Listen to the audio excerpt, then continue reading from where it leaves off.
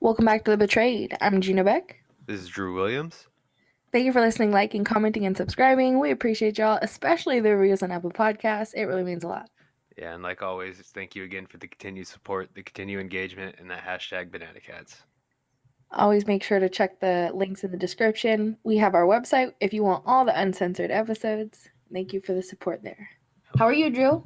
I'm all right, G. How are you? I'm well. It's snowing, so actually I'm not well. How about I not lie? I'm not good, actually, because it's snowing, and I don't like the snow. It's actually cold, and it's getting deep. We're about to have a snowstorm. So, no, I don't want to drive nowhere. I Yeah, I know. I don't want saw to go your nowhere. picture. It's like super deep snow. To me, yeah. To me, the Californian who's never even seen snow fall, I'm like, nope. Oh, No you don't thank get no snow at all? I've never seen snow fall. You've never even drove to the snow to hang I've out in driven it? to the snow and I've Oh, snowboarded, okay. but I've never been in a snowstorm. I've never seen snow fall. Interesting. Yeah. Huh. Well, I'll send it your way. I'll try. Thanks, I guess. I hate it. Do you guys that are listening like the snow or no? I was to say I'm guessing it's a mix of people when it comes to snow. Some people love it, others hate it. So I'm going to jump into what I want to talk about today. I wanted to talk about this because it caught my eye. It's very recent. This article specifically was posted 19 hours ago, it says, and it's kind of close to home. And specifically, it's somewhere where we have done majority of our decoy work in Idaho.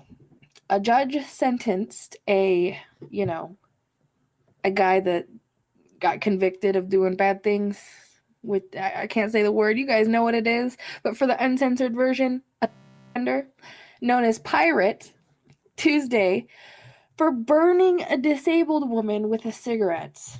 Like, yeah. And that's what it's like, I'm sure there's tons of other things, people can get charged for, but it's like, should this guy even be on the streets? Let's see what he's done. The victim said Pirate, which is his name, 43, was given permission to stay in her Downey home, November 2020. After the two met on a dating app, we all know how that works. The dating apps have the weirdest people on there, you guys. Most of the guys that are on dating apps, I'd say, and Whisper and IMVU. Yeah. So she said he ashed a lit cigarette in her mouth, burned her multiple times, and gagged her with his foot. Why did you even have this guy in your house? What? Here's what the guy looks like. And for those of you that want to see what he looks like, the link is in the description. He has nothing but tattoos on his face, like fully covered. Like I just can't even explain. Yeah, he looks like one of those typical overly tattooed face people, but he looks like Jesus was tattooed. Yeah. Anyway, so Pirate initially faced 2 counts of felony aggravated battery, 2 counts of misdemeanor battery, and a felony of enhancement for being a persistent violator. He pleaded guilty to 2 lesser charges of misdemeanor battery in November 2021. He's known as Daniel Selovich. Pirate was given credit for time served by Judge Scott Axeline, according to this news site. He will not have to serve any more jail time after spending a year at county jail. Prior to his release in December, he was ordered to pay $515 in fees and fines. Okay. They're really focused on his name in this article for some reason. They're talking about how he legally changed his name in 2013. Why do we care about that? Well, you're saying that it's funny is I think the first red flag of this guy is the fact that his name is Pirate. And he's convicted, for the uncensored listeners. So I don't know. All these charges are either getting dropped down to petty or getting thrown out. He said at the time, these are charges at the minimum is usually 15 years, the maximum is life. Now, either I am the luckiest guy alive, or maybe there is more to these stories, is quoted by him, something that he said. Well, that Listen, guy's listen, definitely gonna. pirate, you. We're both like ready to talk and like get out some stuff to this pirate guy. Listen, pirate, you deserve to be in jail just for the first conviction that you've had. I don't know about putting your foot in a lady's mouth and ashing a cigarette on her, but diddling whoever you diddled to get that first conviction, this second article should have never even came out. Oh, I agree with you. When we talk about like how many of these guys reoffend, like this guy's definitely gonna do something else weird again once he gets out. If he gets, well, he is. He's getting out. He's definitely gonna reoffend. He's gonna do something. Yeah, a $515 fine, that's already paid and done with. He's on to the next. He's on that dating site talking to lonely, vulnerable girls right now, showing off that face tattoo, thinking that that's cooler than. No. He needs. No. If you come across a guy named Pirate in Idaho, a lot of our listeners are in Idaho. Ladies, don't fall for Pirate. Yeah, ladies, everyone go. If you live in that area, please click on the link and look. I mean, he's so unique. There's no way you would not know it's him if you saw him. Like, yeah, pirate, you're gonna reoffend, and I hope you go back to jail and prison for a very long time. This gives me a segue to an article I got that came out on the third. This is from NBC News. I'm just going to start with the article. 5 missing and endangered teenage girls were found, and 30 people were arrested in a sweeping month-long operation in New Orleans area, authorities said. Multiple agencies, including the U.S. Marshals Service New Orleans Task Force, the New Orleans Police Department, the Louisiana State Police, participated in Operation Boo Dat from October to December 24th. The operation resulted in rescues of teens who were the ages of 14 to 17. Two of the recovered girls were sisters, ages 15 and 16, who may be victims of adult felony criminal activities, the agency said. They were found in an apartment in Baton Rouge with assistance from the Marshal Service Middle District of Louisiana and the Baton Rouge Police Department.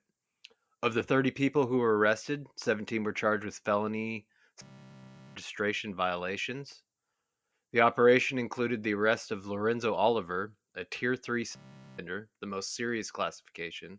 He was arrested in connection with allegations to first-degree hard R of a 12-year-old girl in an abandoned residence, according to a felony report last month from the New Orleans Police Department. He'd been arrested also in 2013 when he followed a woman into a Louisiana library and tried to hard R her in there. In 2015, he was convicted of attempted forcible hard R and battery and was ordered to register as a sex offender for the rest of his life. Another high profile arrest was that of Lamont Versil Morris, who was arrested on a warrant in San Patricio County, Texas, in June in connection with allegations of aggravated assault of a 14-year-old. He had gone on the run knowing he had a warrant and he was eventually arrested in New Orleans October 29th. A 17-year-old girl who was arrested in Hammond, Louisiana on trafficking charges was known to have prior ties to several female runaways from New Orleans as well as ties to organized gang activity. In the operation, over 100 offender compliance checks were attempted and completed in Orleans and Jefferson parishes. In such checks, law enforcement officers go to offenders' reported addresses of residency to verify that they live there. Often, countless hours follow-up investigation work are required during the compliance checks.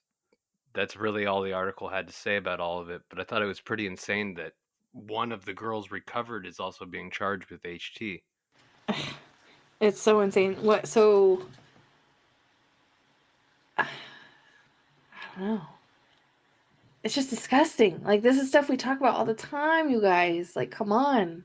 And it just turns out that she's getting in trouble too.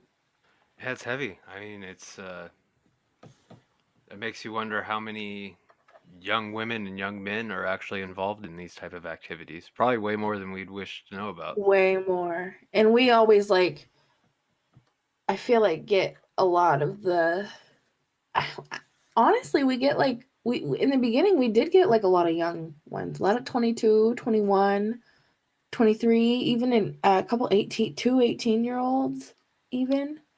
So we know they're there, but like when you hear stuff like this, it's like even on, it's a whole nother level. Yeah, because they're talking. It sounded like this was like a whole organization that they basically took down. It's like that. It's scary. Yeah.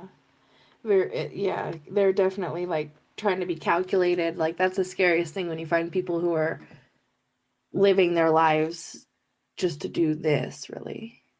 And it's another case of I mean, she's a young woman, but a woman, Like dear old Ghislaine. Miss Maxwell. Dumb, dumb. Thank you for listening, liking, commenting, and subscribing. Until next time, it's Banana Cats. Banana cats. Much love. Peace.